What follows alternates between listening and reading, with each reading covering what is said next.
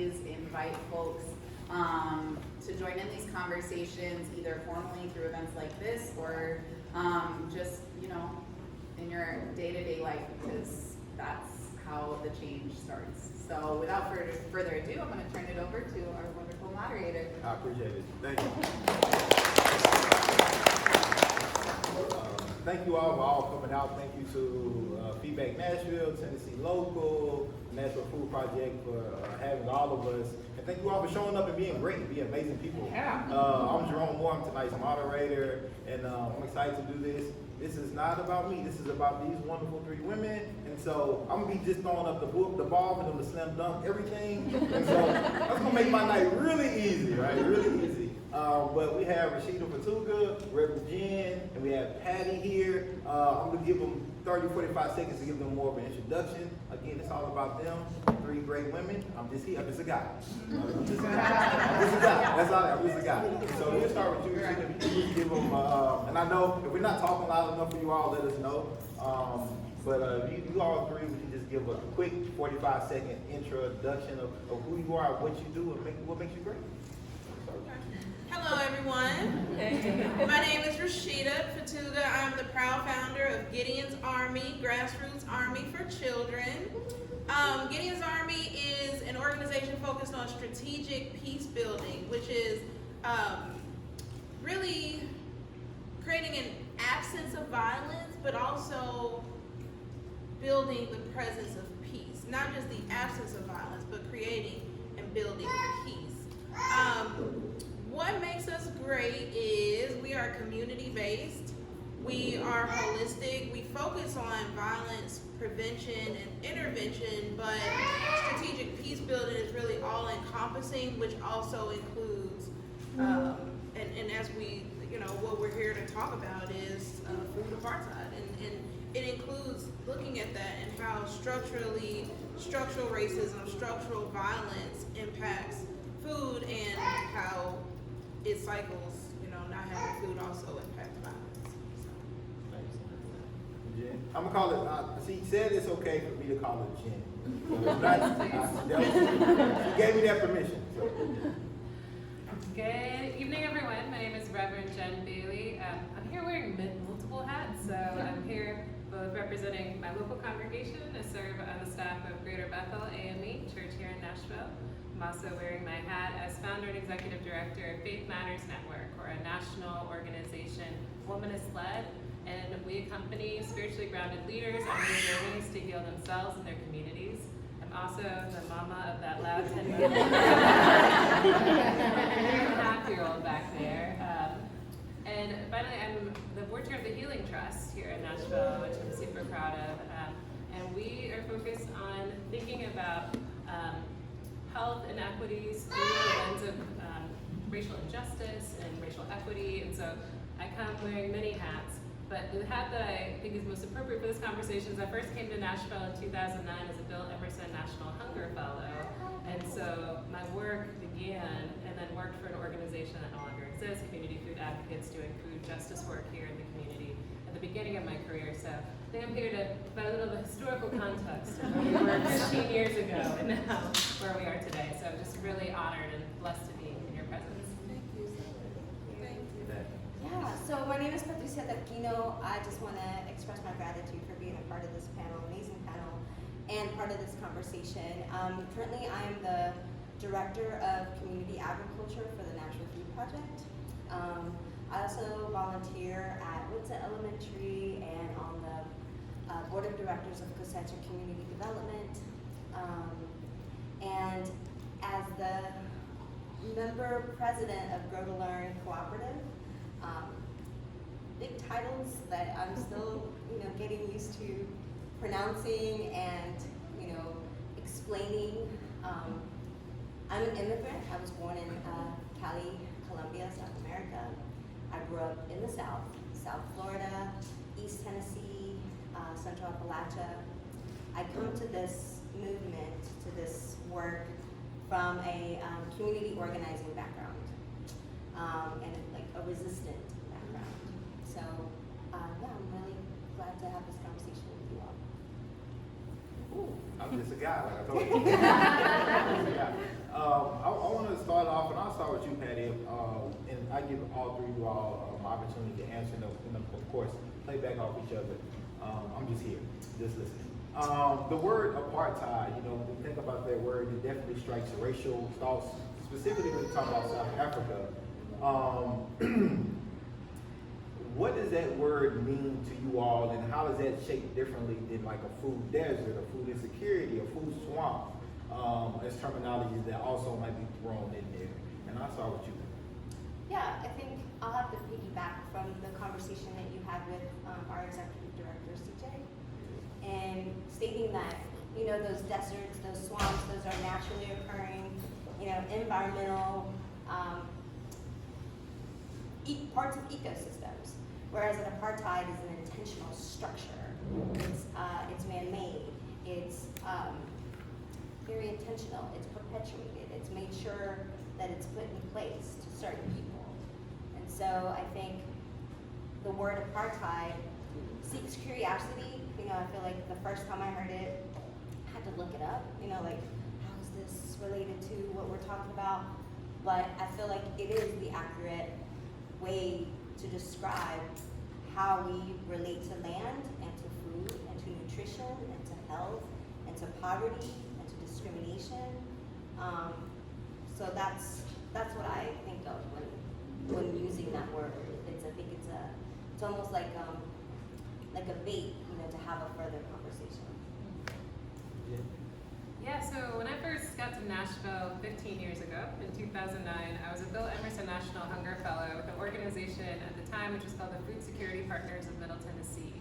And my task as a Hunger Fellow was to work in these 3 identified food desert communities through a project called Restoring Nashville, which were Edge Hill, East Nashville near KC, and all of North Nashville.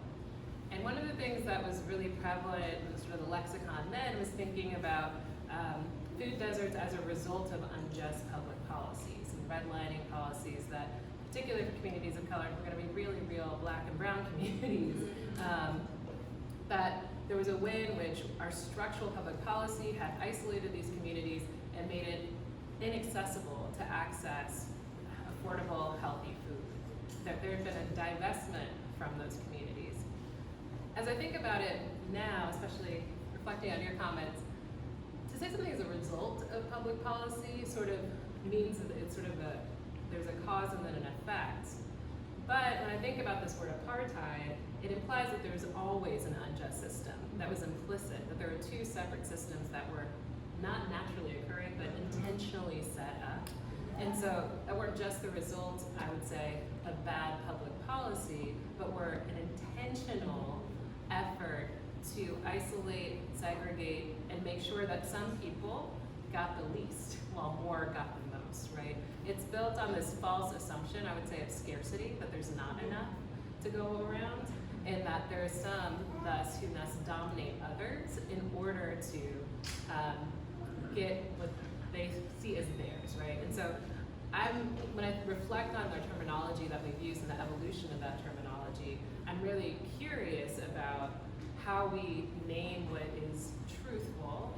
We've pulled back the layers of structural inequality, racism, right, that has been implicit in this community for decades, if not centuries. And so the question then becomes, how do we attack things at their root, rather than just saying it's the result of this bad policy, right? That there's actually, I would argue, and this is the reverendliness of me, that there's a soul sickness implicit in our desire to be separate, in our desire to marginalize, particularly in our desire to exploit Black communities and immigrant communities in this particular context. And so how do we get to the root of what that soul sickness is and cast it out?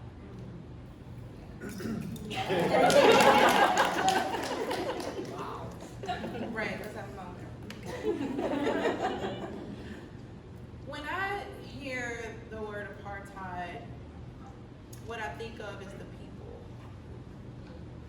and the deep impact that it has on the people that it's intended to impact.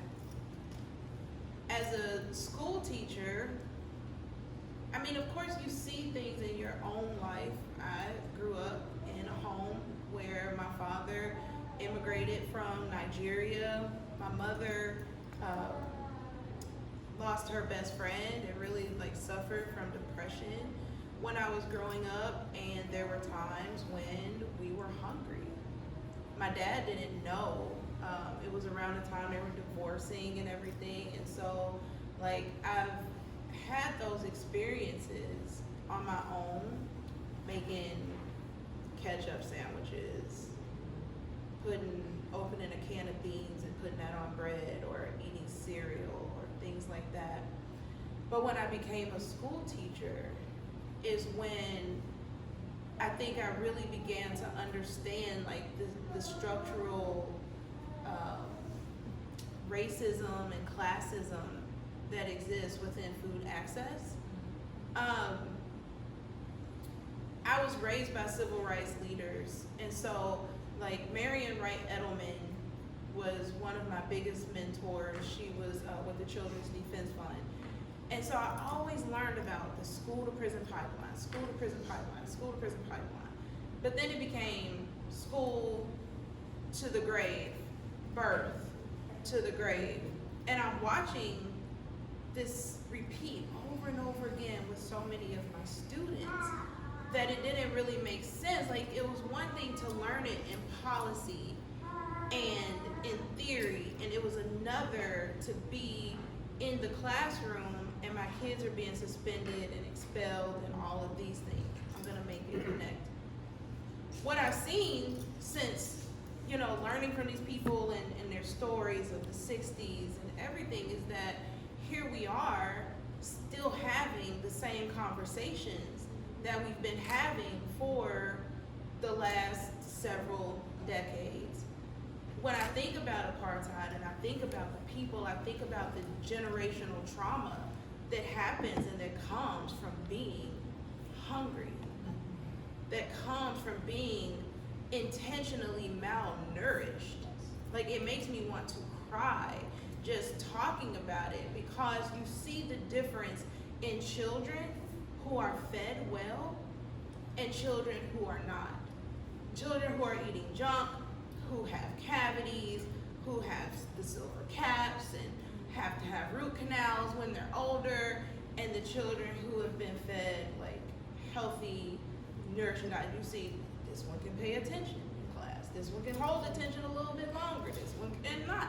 Like, there's so many things that are going on with not having access to food. There are so many other things that are also going on in the home. And so there is like this structural and intentional violence against especially children, because y'all know that's my jam. Focusing on the kids. And it's heartless. It's so heartless. And with it being intentional and seeing the impact that it has on children, and the fact that it continues, like, we can fight 15 years and then here we are, like, the constant push. Even if you think about like the community food garden, I feel like it was a movement here in Nashville. Community food gardens was a movement. And now, I mean, you look and the community gardens, so many of them are food graveyards. And so when I think of apartheid, I think of the people who are directly impacted, how they are impacted, how it is generational, how it brings forth generational trauma and generational poverty and generational violence and all of these things that people experience from not having food. And I think I'm gonna go to you, Jenn, with this next one. You all can, if it's something y'all want to piggyback, please do. When we talk about the future, right? We talk about 15 years from now, right? And I just think of my own upbringing here in North Nashville myself, just thinking about the areas of like food deserts and the grocery stores that I went to and my mama went to. What does the future in the context of food look like in food systems and being liberated from an apartheid system that's rooted in structure, that's intentional, it's like redlining, right? What is the future of that whole, and we can keep it to Middle Tennessee or Nashville specific. I know. You can breathe on it a little bit. Yeah.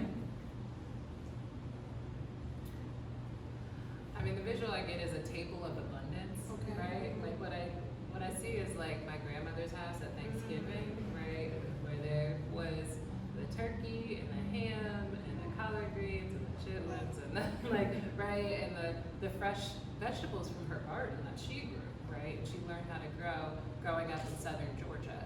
I see a table of abundance where everybody has enough food to eat, but also that food is enriching. It is a space where people are connecting intergenerationally to tell their stories, where they're seen as fully human in the particularities of who they are. They're honored for that, right? They're not just seen as statistics or problems or whatever we might categorize them as. And that food that is on their table has come from close by, that we're supporting local farmers, that we're supporting local folks who are passing down that wisdom and knowledge, that in that intergenerational conversation, there's also healing taking place, because my grandmother knew how to grow, but I don't, right? And that's partially because she was tied to the land because of structural inequality, right? Like her family, for a long time, were sharecroppers. And when she moved up north, she might have kept some of that knowledge to grow her garden, but she certainly didn't pass it down because there was trauma associated with what it meant to grow our own food. And so there are conversations that are honestly happening in different spaces about the trauma that we carry so that we can heal from it.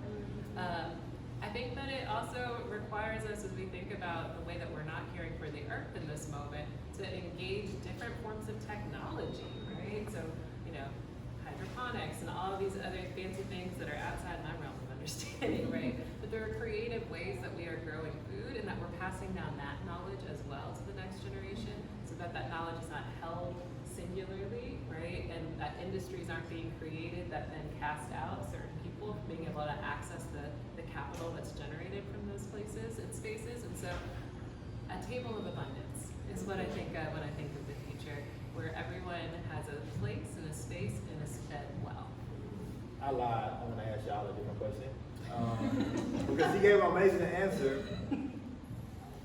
And what came to my mind that I want to get Pat and Rasheedat response to is what are barriers in Nashville that's preventing that? Right, and I think like that goes into like, so let's dig deep into the issues, and then we can get even more to the solutions and what things are really happening. Can you pose the first question? Yeah. What So was the first question was, how do we get to a place of being liberated from a food apartheid in the context of food systems and specifically to Nashville? I think, yes. So I think it's reckoning. I think it's being really honest and naming some of the things. So it's naming that, you know, that relationship that we have with the land or with food.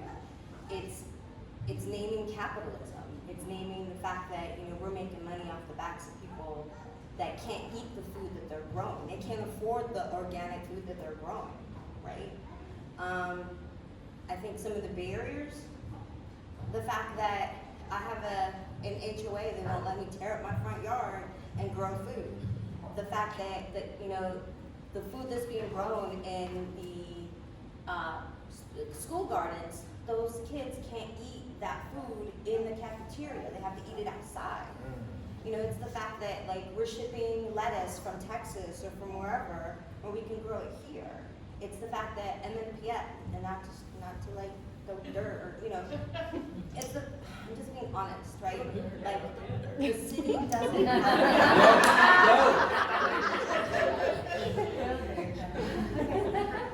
For the record, I'm just a guy. What does Cornell say? You speak truth, speak truth to power with love, right? Okay, sure. Here's the kids, right? So it's the fact that MNPS doesn't have any structure to help schools have a thriving garden. The fact that, you know, the city doesn't have any policy. You know, we hang our hat on policy, but the bad policy is a tool of the apartheid. So how do we good tools to take it down. So I think it's those things. The fact that like kids can't grow their own food, we can't grow our own food in apartment complexes, you know, it's those things.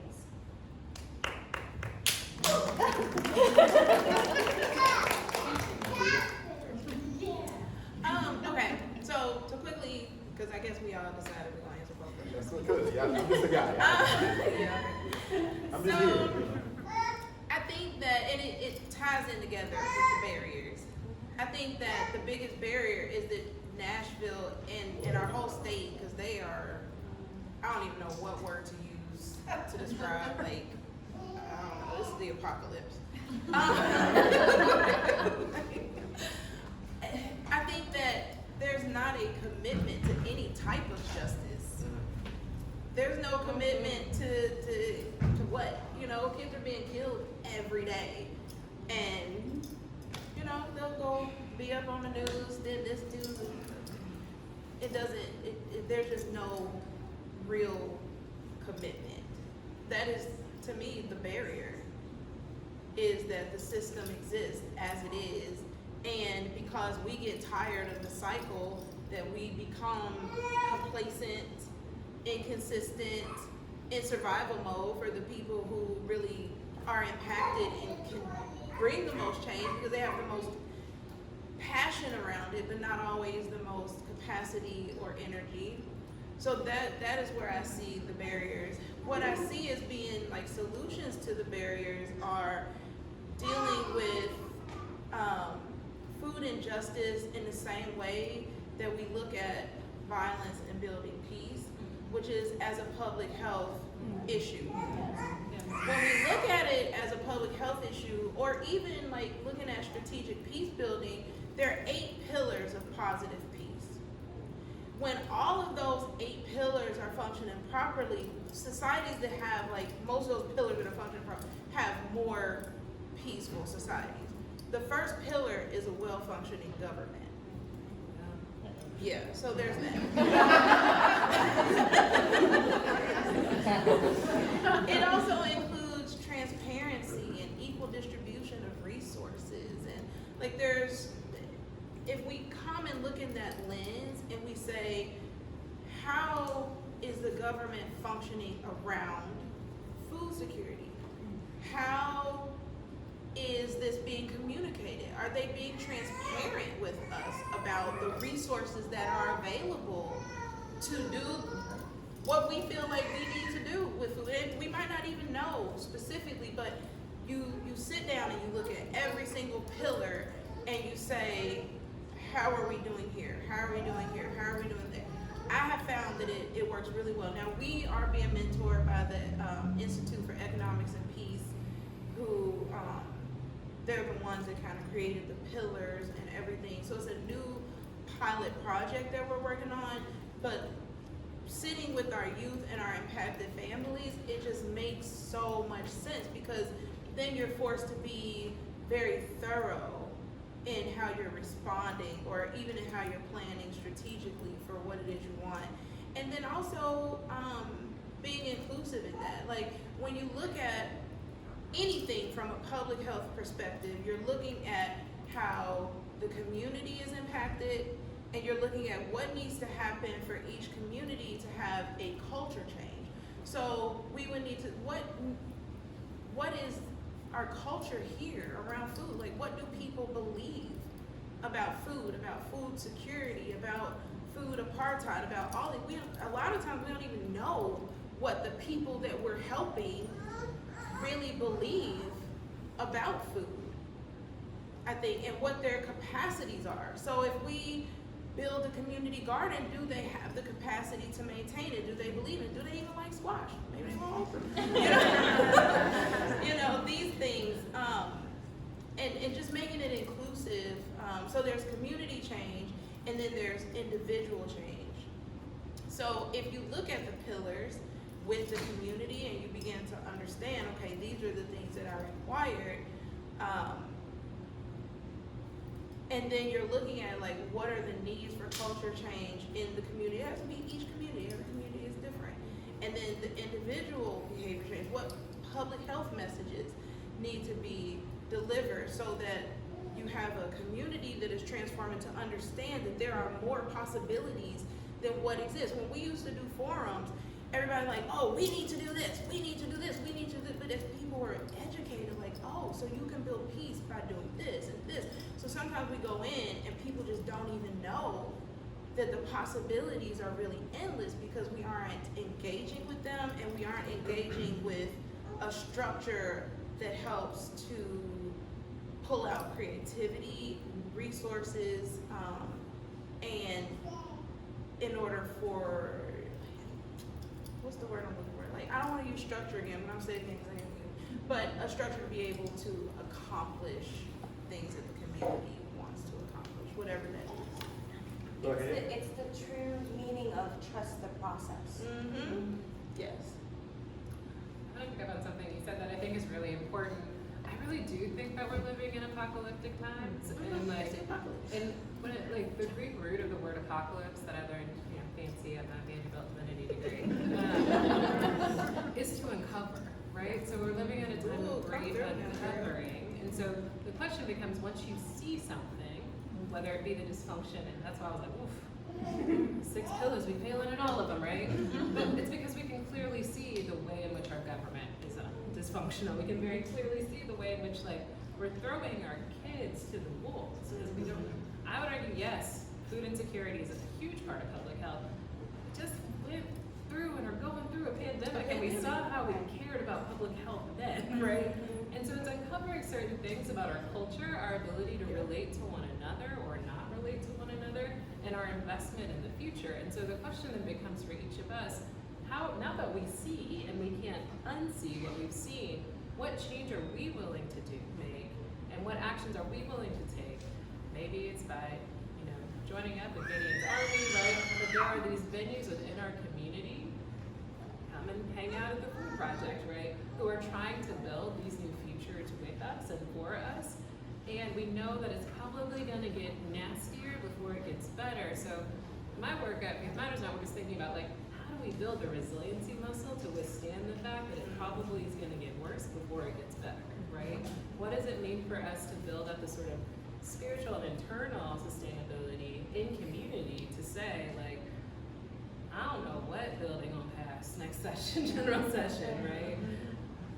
And yet, I believe in a future for those 2 little kids in the back that I'm particularly invested in, but all of the kids in this community. And so what are we doing, and how are we practicing our own agency to move that vision of a more full and plentiful table forward? And that was kind of like my next question for you all to really pose to the community that's here. It's like, what are the best ways, or what are some of the ways that community can participate in the future of moving away from food apartheid? What are some of those call to actions that they can articulate? And not assuming that everybody in here is like composting and recycling. I'm not assuming everybody's doing that. Well, I know y'all are. But just for those, you know, who may not be or just don't know where to start, right? Maybe this is their entry point, and today they want to leave us like, hey, okay, now what are some action steps that I can take to participate now that I see the uncovering even clearer? Because these 3 amazing women just laid it out. I see a bunch of people I've known for a really long time in this room for like 15 years when I was a baby, fresh out of college, moving here. And so I would really love to see a people's history of food justice in Nashville, thinking about, like, because that's one of the other tools of empire, right, is to believe that you're starting a fight from scratch, right, anew. And the truth is, I remember when those community gardens were flourishing, right? I remember when, you know, there were federal dollars coming down, and people were thinking about holistic food systems, like, that there's actually a memory of that here. And when we recognize that there's something for us to build on, it's like sort of like that image of the Sankofa bird that's so popular in West African culture, right? Sometimes you gotta look back and fetch what you forgot. And so I would be really curious about, like, what does an oral history of the food justice movement in Nashville look like? Not just going back 15 years, but I'm sure we could get some of those elders who've been around, who were part of the Southern freedom struggle, who can tell you about how food systems were working even back then, that we're actually building on something rather than working in isolation. So that's one contribution I would love to see some of those folks stand up. what am I gonna do, right? Like, and others contribute to. I love that so much, and like it just kind of pierced my heart a little bit because Sis Way. Yes. Yeah. I just gotta say his name.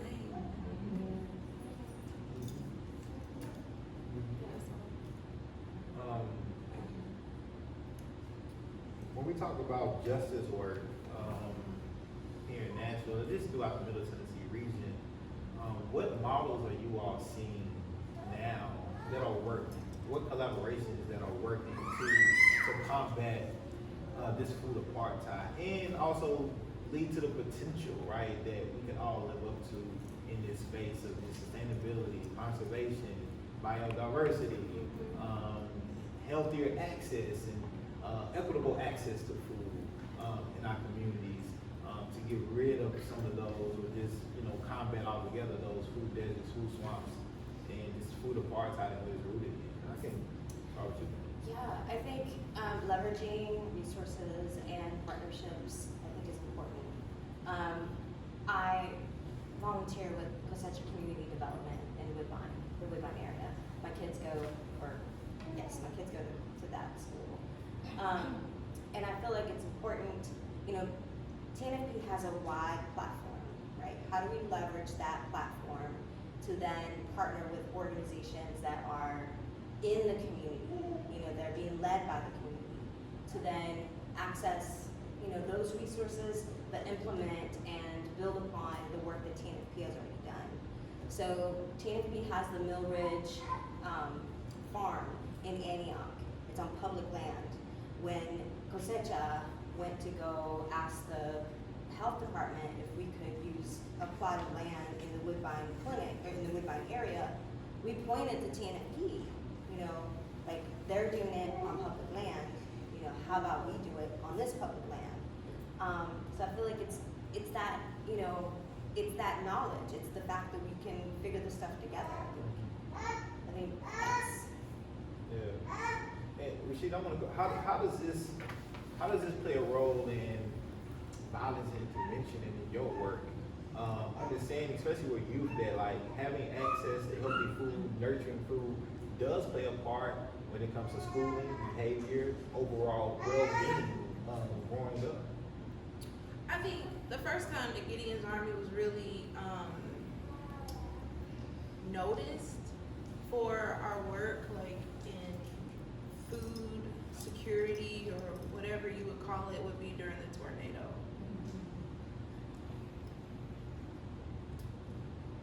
And COVID, because we never stopped. Again, okay, just real quick, because I'm answering your question, okay? I promise. Please. I usually do. I be answering questions, right?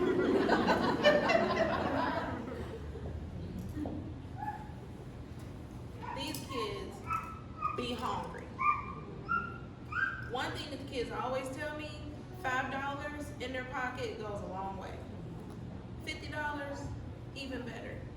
And when you give it to them, like a lot of people are like, oh, I don't want to give kids money, they're gonna buy weed. Okay, maybe they need that because they've been hungry, up their appetite, and they can get some food, Like I don't police the children or the youth. They're not kids, they're my kids, so I call them kids. And their money. But I will say, like, these kids really are out here hungry. And how many of y'all have ever been hangry before? Imagine being hangry all the time. And you don't have a way to get money. You don't have a way to get resources. So it definitely impacts violence in the community, and having poor diets, being at risk for other related illnesses and issues, which a lot of times their parents and their grandparents are dealing with those issues. So there's that. And then with the tornado. In other communities, when there is a natural disaster, a lot of times you see violence increase. Even in COVID, all across the country, violence was soaring, and it continued to decrease. In North Nashville, whether they want to give me credit or not, I will still talk my ish. Thank you. It continued to decrease. And I'm telling you, like, hands on Nashville Food Project and the way that we all worked together was brilliant. And I know y'all, we worked with a whole bunch of other people as well. It's not to eliminate the others, but those were like the three biggest partnerships I felt that where we were able to respond in the way that we were, and then we moved to Magruder, we were at the Y and things, but then we just branched out. I definitely know, because the kids say it, the family say it, that having access to food and water gave them comfort. When you look at models that work, I think that that was something that was really incredible because we looked at what the whole community needed, we looked at what individuals needed, and did we sit down and have a meeting about it? No, we did not. We were just like, all right, this is what the community is saying, let's execute. We didn't overthink it or anything, we just did what needed to be done. I think that that is something, when we're looking at models that definitely needs to be done. Looking at what we've done together before and how it worked, but then I was burnt out. I was so exhausted after. I was exhausted, and then we got hit with COVID, and I'm like, you gotta be kidding me.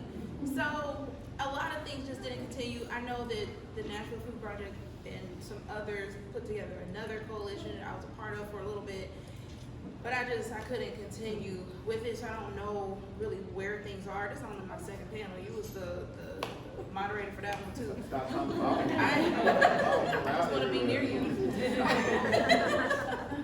So I haven't been out much, but I think that was important. So food definitely reduces violence. Kids not being hungry, having what they need, and looking at what we've done successfully before is crucial.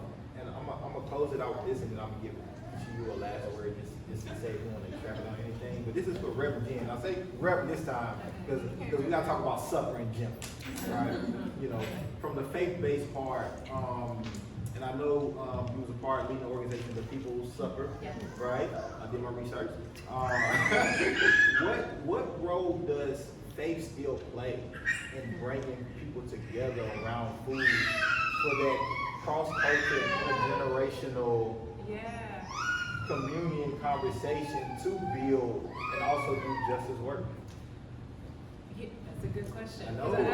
It's an excellent question. I mean, this is interesting because I started the People's Supper with two friends in 2017 with the intention of having these conversations across lines of political and ideological difference in the wake of that man being elected. Since founding that project, we've done over 3,000 suppers nationally doing that work. One of the things that's interesting is that I didn't do it under necessarily the lens of like religion and like faith. And I think at our best, putting back on the Reverend hat for a second, at our best, faith communities are able to hold intergenerational space to be with people. There's one thing that I've learned, and I say this all the time, I believe in the miracle of the loaves and fishes because I've seen what church mothers can do with a few boxes of spaghetti, right? Like, there is something that happens when food is part of both the ritual, the Christian tradition of our sacrament, right? But it's also the table ministry. And that's actually true across religious traditions, whether you're talking about when folks are breaking fast during Ramadan, right? And these huge community suppers are happening, or in the Sikh tradition, that's true. And I think about people bringing food to folks sitting Shiva, the Jewish tradition, that we've always had practices and ways of being around food that are core to our faith because it's core to our humanity, and thus a reflection of the divine, right? And so that's at our best. And there's a lot of things that I could talk about that are wrong with the way that faith communities approach all sorts of justice issues. Another That's panel. another panel. I got a lot to say about that too. Before we get into our Q&A, so I hope y'all got y'all questions and stuff together. I want to give each of you all just 45 seconds to extrapolate, touch on anything you want to send people home with that you might think you can talk about, or you just want to go further deep on. And Patty, since you're thinking the hardest, I can see you. I'm gonna start with you. I was hoping we'd go the other way. Gosh, I think so much you want to say, right? There's so much. You gotta, I'm gonna give you a minute. I said 45 seconds, so I give you 45 seconds. I think it's, I think what I'm learning is, I've been reflecting a lot. Like on the way here, I was trying to, get myself together. I'm at a different point in this movement, being a mom and getting a little bit older, and just negotiating so many things that I feel like I've been introspective in the way that I've been maneuvering in this movement and in this new role with PNP. That I really want to assess my own health and how I'm, because I'm in this movement and I'm going to these meetings and what's convenient, and I'm not meal prepping, I'm not looking at like the nutrition intake, I'm not, I really gotta go back and think like, okay, I'm in this movement, but how long can I last if I don't reevaluate how I'm feeding myself, spiritually, in this movement, socially, but with my health. Yeah. So if anything, we don't wanna, I don't wanna be a martyr, I bring Benji's and my son Benjamin is here often, and my little girl asks me, what kind of meeting are you going to? It's assessing what is it that I'm feeding these children tangibly, but also like what I'm exposing them to, so they can not be martyrs, but that we have a different future, that they're not having to deal with this at my age.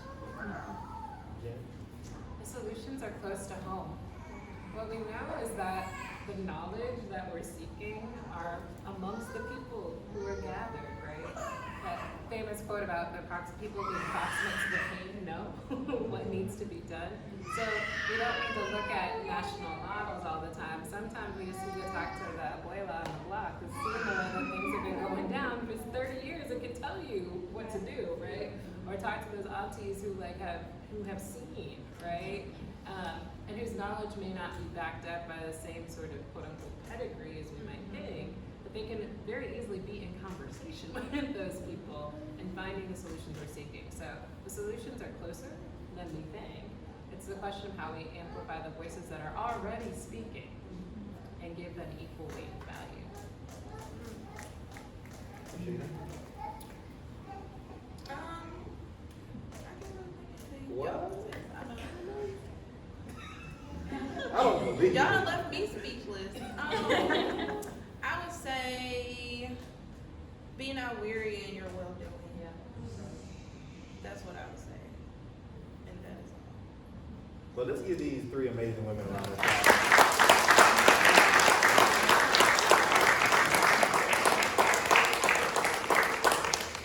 And so we had some questions submitted to us online. However, I would love to give preference to people that's in the room first. So if you all have questions for any of these three amazing, okay, there we go. If you can state your name too, and if you're here with like an organization or something like that.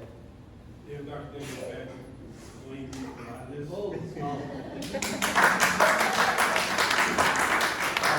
20 years ago, I was the first person to map identify national food deserts, and I've been involved ever since. And this food justice movement has gone on in Nashville. Everything that's happened, we had research. I just turned in a research paper on the food desert issue to the Tennessee Department of Health today, literally today. And so I did research with the late Dr. Martin Hargreaves. I was part of the Food Security Partner, the Food Desert Research Design Center, and on and on. So we're almost at the point of paralysis of analysis. So we know that the national is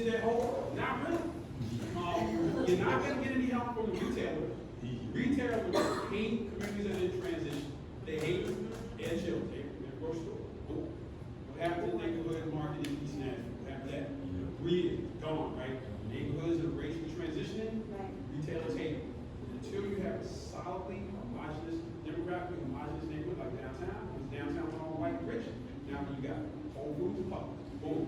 Right. All white, all rich, foods, right? Now there was a bright spot. The Save-A-Lot is what it is. It what it used to be. So we all remember those old Save-A-Lots. And through the movement, the pressure on Save-A-Lot, now they took all the franchises away from Save-A-Lot. Now they were called corporate Save-A-Lots. Big difference between corporate and franchise. That was a win. But the closest that we got to institutionalization was the mayor of Area was and I'm on mayor's sustainability, mayor's neighborhoods committee, mayor's food, mayor's committee, mayor's committee, right? Doing all this. A lot of talk. You know what? Money talks. You know what? Kids Yep. you know what walks, right? I hear a lot of talk from Metro County. The closest we came was Mayor Barry. We all know that. The live version of the movie. We were within moments of signing a contract for an organization that builds food, builds grocery stores and food designated to come here and it's called Uplift Solutions. It's like they were free. It costs about $250,000. So she was willing to invest that kind of money. That's what it takes for the government to invest in to build grocery stores and food deserts. Now I don't know, I've been here for 30 years. Downtown 30 years ago, there was no reason. Still no reason to go downtown now. There's no reason at all to go downtown 30 years ago. It's amazing. All this building within no grocery store in Nashville, no grocery store, big building closed down. With government investment, institutionalization of this movement, that changed. So how now do we get our fair government here? So it's not institutionalized this food justice movement. I mean, it's a nice place. I mean, this movement is strong. But somehow, how do we get people moving this mechanism? So you already know we had a fourth panelist. Right.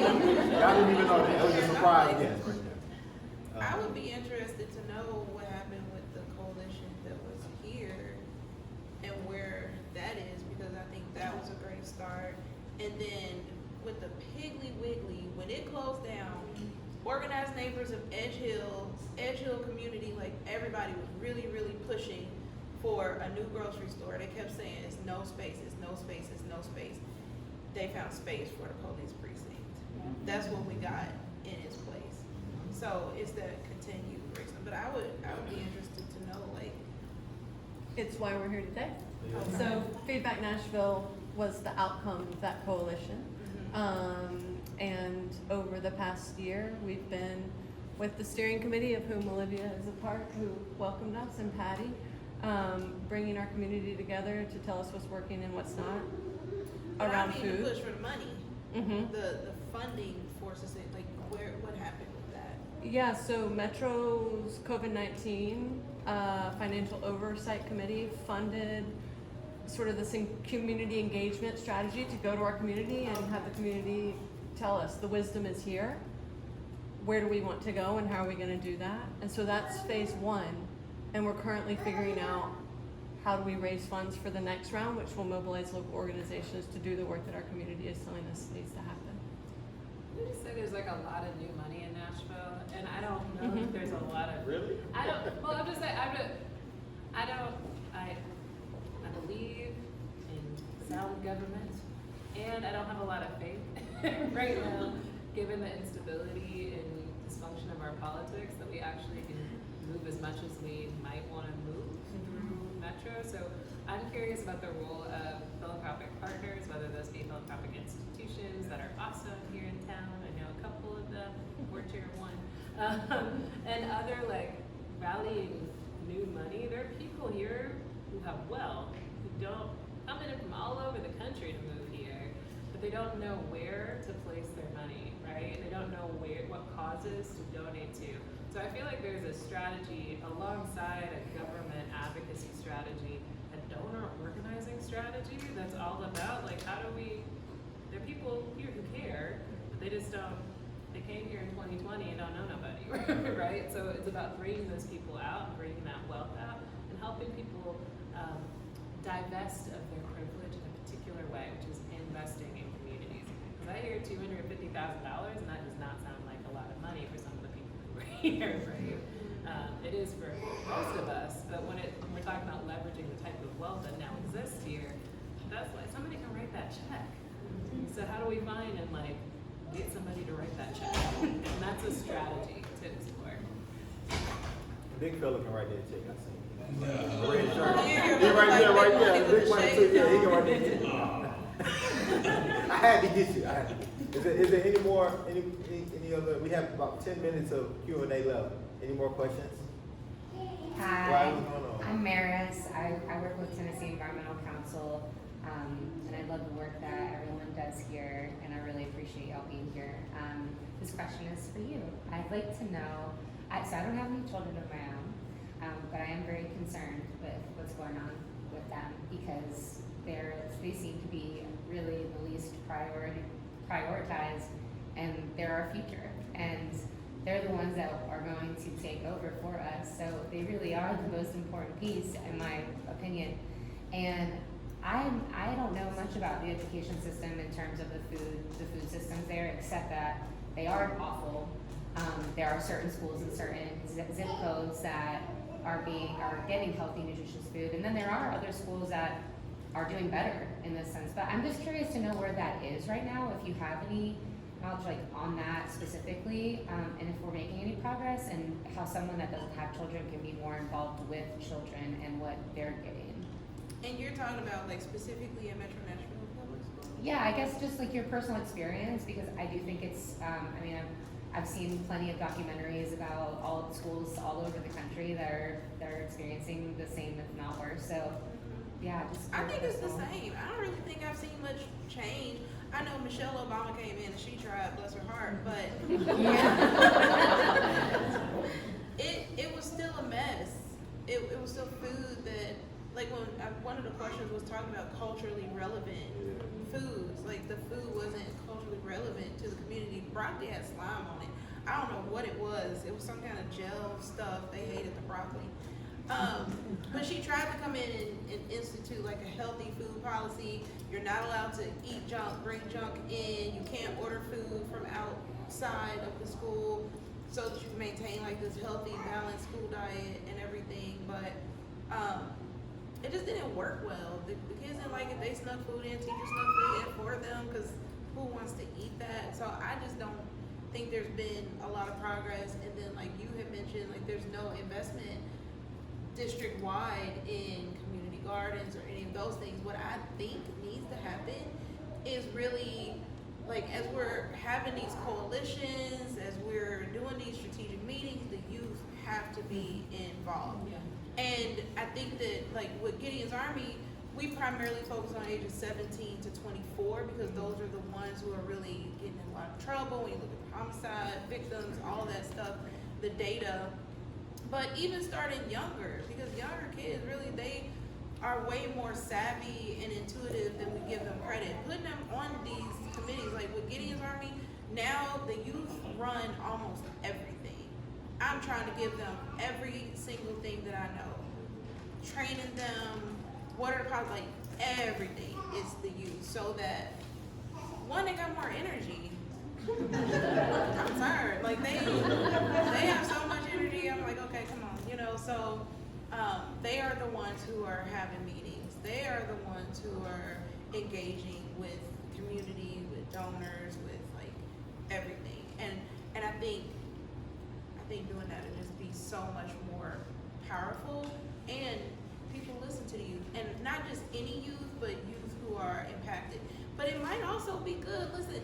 I did my student teaching at university school. Eating at university school was like eating at Peabody. I was Peabody, Vanderbilt. Like it was like eating at Vanderbilt. When you compare, you go in there and they got, you know, the salads and all of these things that you can get. The food is good. And then you look at Metro Public Schools, like maybe even engaging young people who have the experiences that we want these kids to have and them working together. But somehow increasing youth engagement in what they're eating in the schools. I keep thinking also of like monetizing, like, and youth, like, monetizing, Monetizing. monetizing, like, Wow, okay. no, Wow. stop. I got it.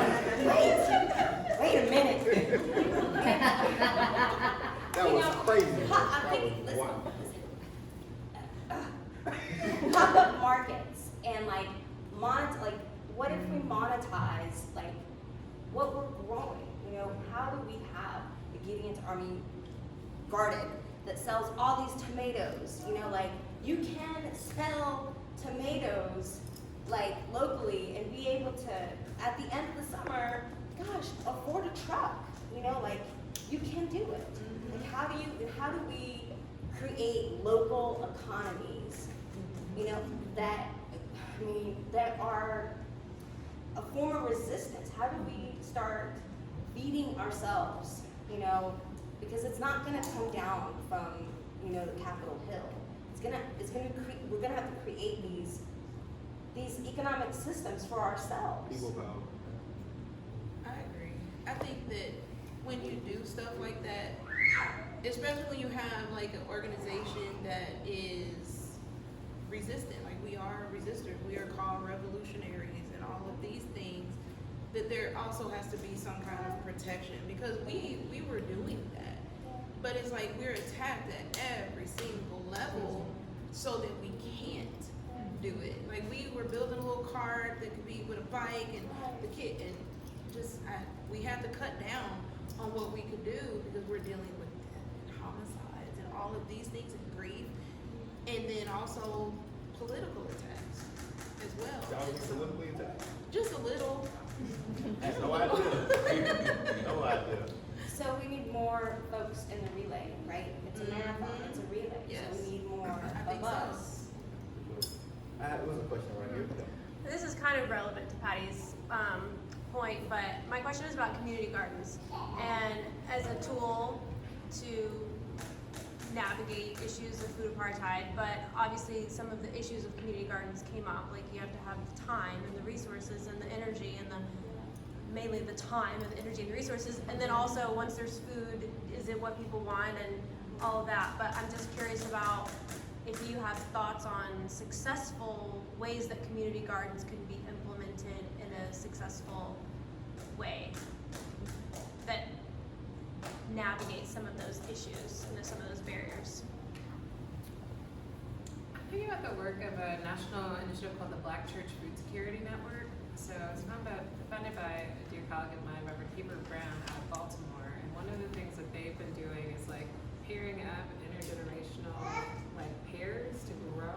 So getting those elders and building like plots on church land that then becomes part of like the process. I mean, they've also been engaging Black farmers and like throughout that I-95 corridor, like creating different pipelines for people to distribute food. So I think there are, I just said that the answer is local, but there also are some national models that are really interesting that could be culturally relevant, right? So what they're growing in those community gardens may not be squash and kale, but it may be yams, okra, and collard greens, right? Like food that has a story that is relevant, and churches have land, right?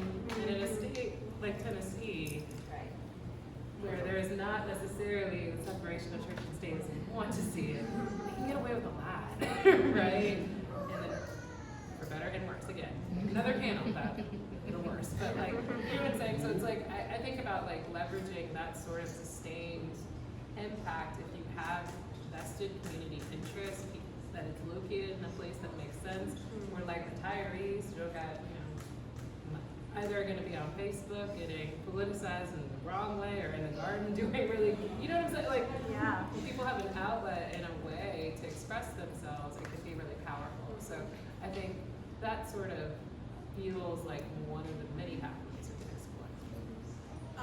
Thank you for that. I want to know how much Metro spends on landscaping. You know what I'm saying? Like, I was pushing John Cooper for mayor to like, can we, instead of planting flowers, can we plant some okra? Can we plant some cabbage? Can we plant some fruit trees?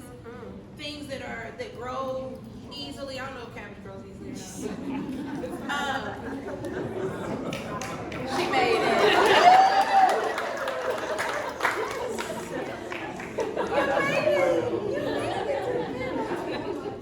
She's so cute. It would be nice to replace. She's so cute. She said, "Look at my her mic. Yeah. It's for her to go. There's your right. There you go. Yeah, right there. You're right.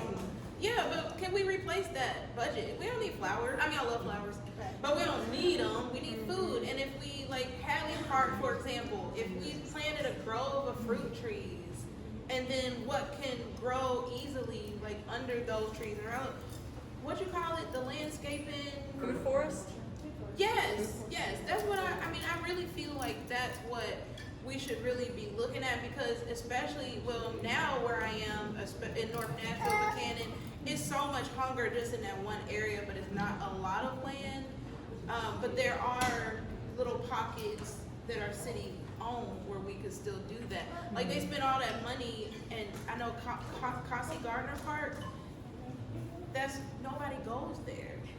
Nobody goes there. I saw a couple of gentrifiers and their puppies over there the other day. But what if we had spent all of that money and the city maintained it? So, Well, you know, that's it's like what that new landscape they have going on called the East Bank. You know what I'm saying? Oh. A hell of a landscape budget, you say. Jesus be offense. Right. Exactly. So what if we looked at that budget and started pushing for it to be replaced with food, and for the labor that goes into maintaining all of that to go into hiring community members to grow the food? That was what I was gonna offer, is that for Cosecha and the Witsit Garden, it's been successful because there's a mom that has received a stipend to maintain it in the summer when the kids are not in school, but the gardens are thriving. So really redirecting even a small stipend and a dedicated person can really hold it down. Do we have time for one more? We got time for one more. Oh, I gotta go big fella, dog. You had your time at the beginning. So you got a question for him? Yeah, no, I Oh, have okay. this question. Okay. It's interesting, right? Working on something with NES is like putting the power lines in the ground, right? And this is like a 20-30 situation. My thing is, all they really gonna do is wait it out, because these communities will look different in 5 years. So all you gotta do is be cool, talk about food deserts, just wait it out. The hood will be gone in a minute. You know what I'm saying? And the terrible part, or the cool part is, if the people in the neighborhoods could change it, they would have been changed it. It take the good white people. You know what I'm saying? We need good white people who really care to come and be good white people and talk to the other white people and convince them. Because black people can't do it alone in a city like Nashville. We don't have enough numbers. Right. You know what I'm saying? And then when I pulled over here, I was like, what in the gentrification that's going on? You know what? So it's really like, either you part with a problem with a solution. Either you come to stuff like this and talk about it in 4 years, you feel good that you came to this, but in 4 years it won't matter, because all the black people be gone anyway, and then you'll get the grocery stores you want. Or you can be real and dive in and try to make this shit happen right now. You know what I'm saying? It's really interesting. And as far as like grocery stores or the food desert, it's so weird that this is real and that this is just accepted. Like, I'm over at Napier, the gas station got picked fire because it's the only food you're gonna get. And nobody cares. I mean, they care, but they don't care enough to do something about it. You know what I'm saying? Other stuff going on in it, like yeah, you just kind of, I guess you just let it go, and eventually they'll all move out. You know what I'm saying? Price will be too high, and everybody will come. And we won't even have to have these conversations. We can just talk about meal prepping. We don't talk about food deserts. They'll deal with that in Parkland, you know what I'm saying? Or Springfield or something. So that's my appeal to all the good white people. Would be like, for real, be a real good white person. All right, I got to go ahead for one more. All right. No. Okay. Yeah, when I was doing food desert mapping years ago, South Nashville looked like one giant food desert because international markets and bodegas are classified differently from supermarkets. When you overlay the bodegas and international markets, there's no food desert in South Nashville. The solution is there. People come here from other countries, literally with nothing next to you. You've got Patel Brothers, you've got Candace Market. Kroger closed down. You couldn't eat. You couldn't eat. So the answer is, I always want to ask people, how in the world do you come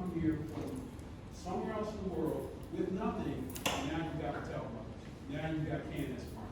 How did that happen? Solutions like that. That might be Brown and all kinds of other people in South Nashville that built their own from the ground up. If they can do it, we can take that model and apply it somewhere else. Oh, man.